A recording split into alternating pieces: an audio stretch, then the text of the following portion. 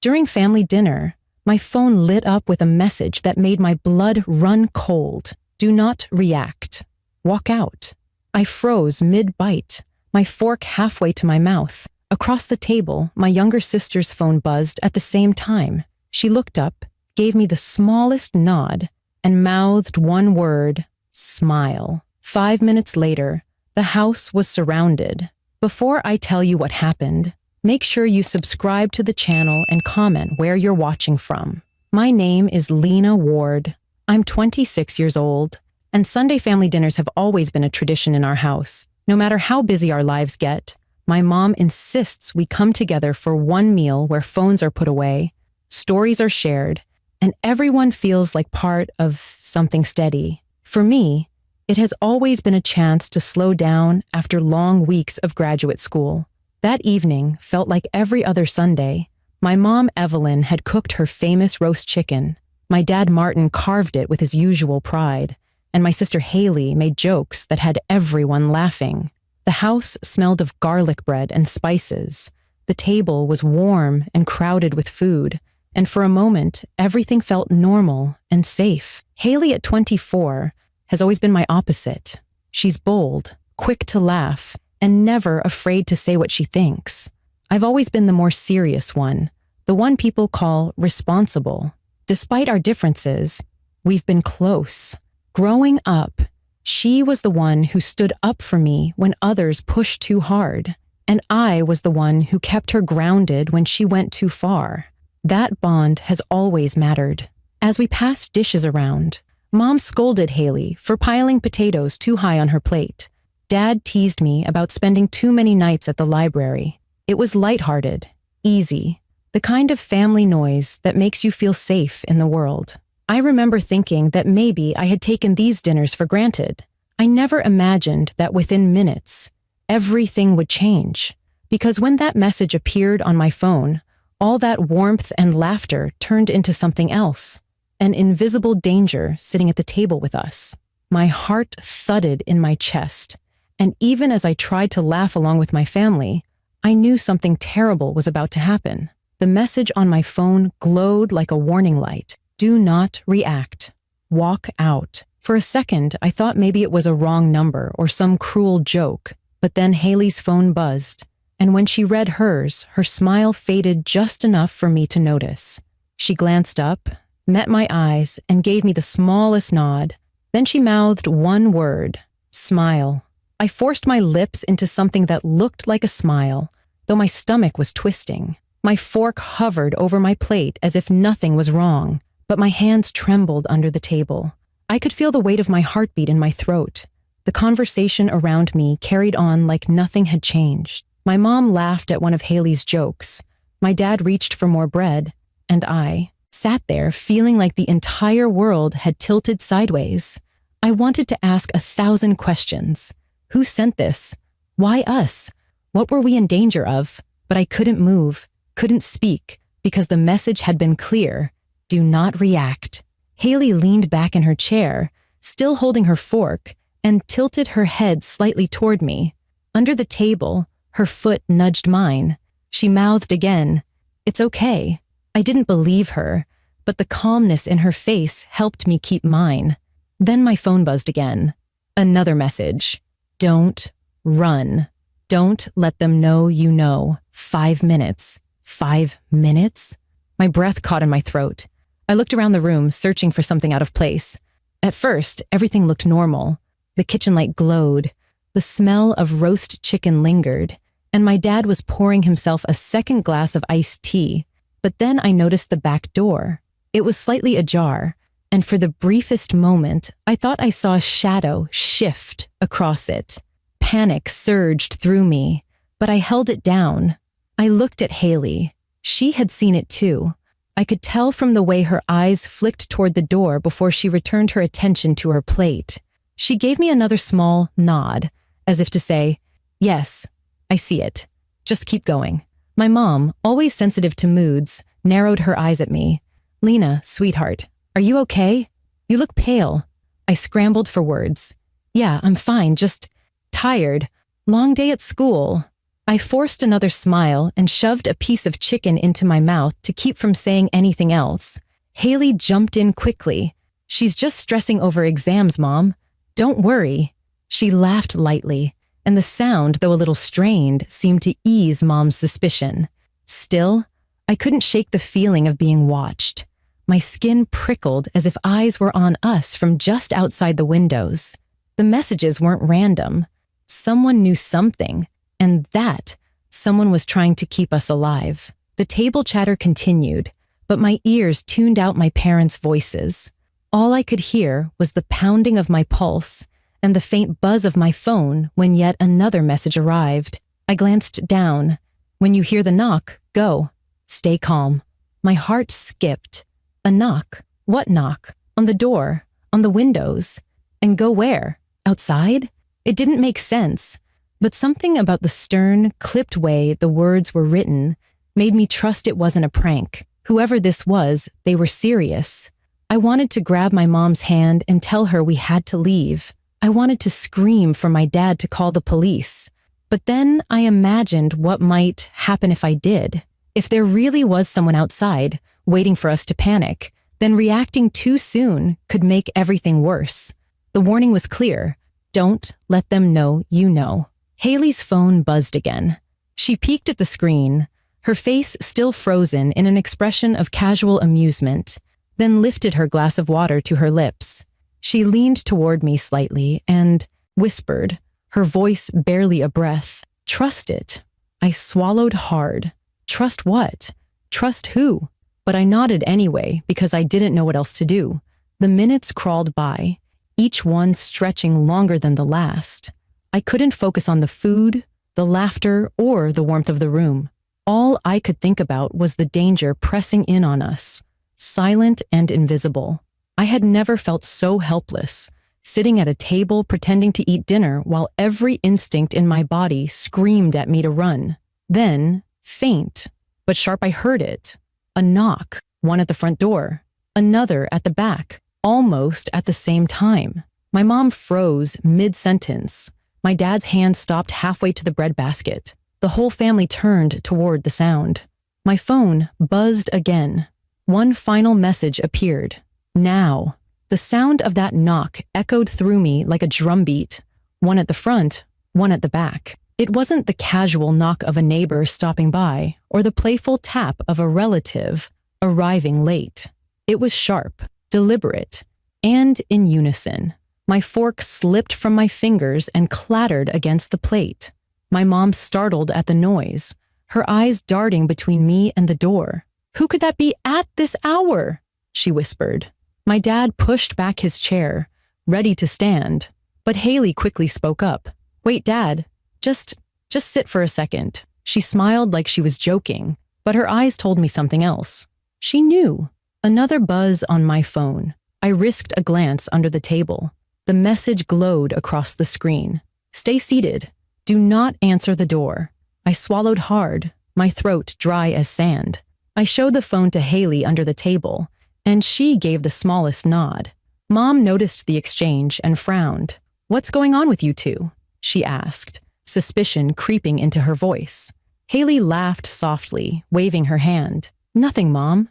Just an inside joke." She nudged me under the table to play along, so I forced a smile, though my insides were unraveling. The knock came again, harder this time. My dad stood up. "I'll get it. Whoever it is, they're not leaving." Panic surged in me. I couldn't let him open that door. I grabbed his wrist before he reached the entryway. "Dad, wait!" My voice cracked with urgency. He turned, his brow furrowed. "What is it, Lena?" I scrambled for an explanation that wouldn't sound insane. I don't know. It just feels wrong. Please, just don't open it yet." My mom's voice rose in alarm. "Why not? What's going on?" Haley jumped in, her tone calm but firm. "Look, just trust us, okay? Something's happening, and it's safer if we stay put." My dad stared at us, clearly frustrated, but the seriousness in our faces stopped him from reaching for the doorknob. "You two are acting strange. Do you know something we don't?" Haley leaned back, putting on a bright smile as if nothing was wrong. "Everything's fine. Let's just keep eating." Whoever it is will leave, but I could see the tension in her shoulders. She was buying time. Then my phone buzzed again. I read the new message with shaking hands. Exit through the back door when instructed. Stay calm. Do not alert others yet. My chest tightened. Whoever was sending these messages wanted us to leave quietly. But why only us? Why not warn Mom and Dad? Why not the whole family? I turned to Haley, whispering so low only she could hear. Should we tell them? She shook her head. Not yet. We don't know what's out there. If they panic, we're all in trouble. I hated that she was right. Every instinct told me to protect my parents, but the fear that revealing too much could make things worse gnawed at me. The knocks stopped. Silence stretched through the house. My dad sat back down reluctantly, still glaring at the doors. My mom clutched her napkin, her face pale. We sat in that unbearable stillness until my phone buzzed once more. Wait 30 seconds, then walk out the back door. Do not run. Smile if anyone looks at you. My heart hammered so loud I thought everyone could hear it. I looked at Haley, who already had her phone angled under the table. She mouthed, "Together." I nodded. I tried to steady my breathing as I pushed back my chair. My mom looked at me curiously. "Where are you going, Lena?" I forced a smile. "Just grabbing some air. Too warm in here." My voice sounded steadier than I felt. Haley stood, too. "I'll come with you." She slipped her phone into her pocket like it was nothing, grinning at our parents. "We won't be long." Mom still looked confused, but she didn't argue. Dad muttered something about kids these days and reached again for his glass. Inside, my nerves screamed, but I kept my face calm. My steps measured. Haley walked beside me, her presence a lifeline. As we headed toward the back door, I glanced once more at my phone. The screen lit with the final instruction. Now, go. I turned the handle slowly, the hinges creaking softly as the door swung open. The night air hit my face, cool and sharp. Haley grabbed my hand, and together we stepped out into the unknown. That was the moment everything shifted. Inside, our parents sat unaware. Outside, the danger and the truth waited for us. The cool night air stung my skin as Haley and I stepped out the back door. For a moment, I thought the world was holding its breath along with us. The porch light flickered faintly, casting shaky shadows across the yard. My hand clutched hers tightly, both of us smiling stiffly, as if we were just taking a casual stroll, just two sisters sneaking out for a chat. But then I saw them, shapes moving in the darkness, figures crouched near the edge of the yard, black silhouettes against the neighbor's fence. My stomach dropped. There were at least 3 men, and even in the dim light, I saw the glint of something metallic, guns. I froze mid-step, but Haley squeezed my hand, hard, her nails digging into my skin. "Smile," she whispered through her teeth. Her lips curved like nothing was wrong. My cheeks burned as I forced my mouth upward again. Every instinct told me to scream, to run back inside, but the warning on my phone pounded in my head. Do not react. Do not run. The men didn't move toward us. They stayed crouched, watching, waiting. My pulse thundered in my ears. Who were they? Why our house? And then, from the shadows near the driveway, a different light appeared. A small red dot, blinked twice, then again. It wasn't from the men. It was coming from across the street, where I spotted the faint outline of a parked car. My phone buzzed at the same time.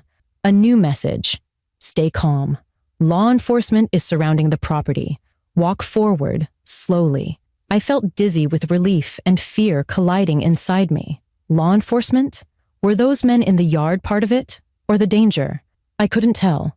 Haley leaned closer, whispering, "Trust it. Just go." So we did. Step by step, we walked down the back steps, our feet crunching softly on the gravel. My smile felt like it was carved into stone, stiff and unnatural. I could feel eyes on us, more than just the 3 crouched figures. My skin tingled with the weight of being watched from all directions. Then it happened, Bright beams of light exploded across the yard. Flashlights cut through the darkness, blinding me. Voices shouted all at once. "Police! Drop your weapons! Hands where we can see them!"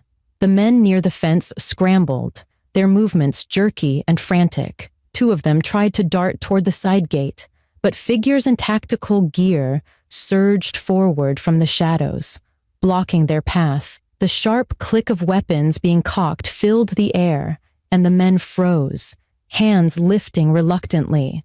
I stood there, frozen, clutching Haley's arm. The entire backyard was suddenly alive with officers in dark uniforms, their flashlights cutting through every corner. One officer rushed past us, his voice steady but urgent. "You're safe. Keep walking toward the light, away from the house." Haley and I stumbled forward, blinking against the brightness.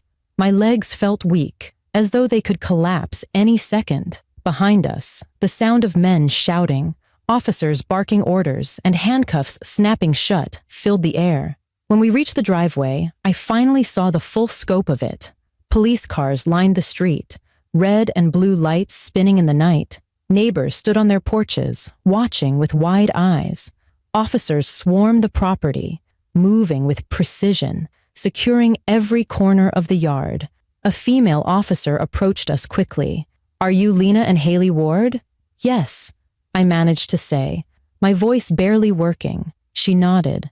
"We've been monitoring a group of armed burglars targeting homes in this area. We intercepted communication that your house was next.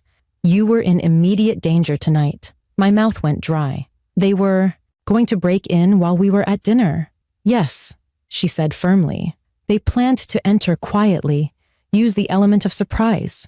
We had to act fast. The texts came from our surveillance team across the street. They didn't want to alert the suspects too soon, so they contacted you directly.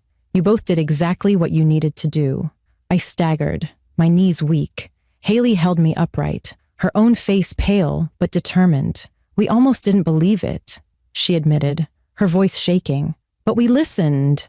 The officer's expression softened. "That choice may have saved your lives. If you had panicked or tried to run, it could have gone very differently." I turned, looking back at our house. Through the windows, I could see my parents still at the table, faces pressed against the glass, confusion and fear etched across them. They hadn't known what was happening until the lights and sirens exploded outside.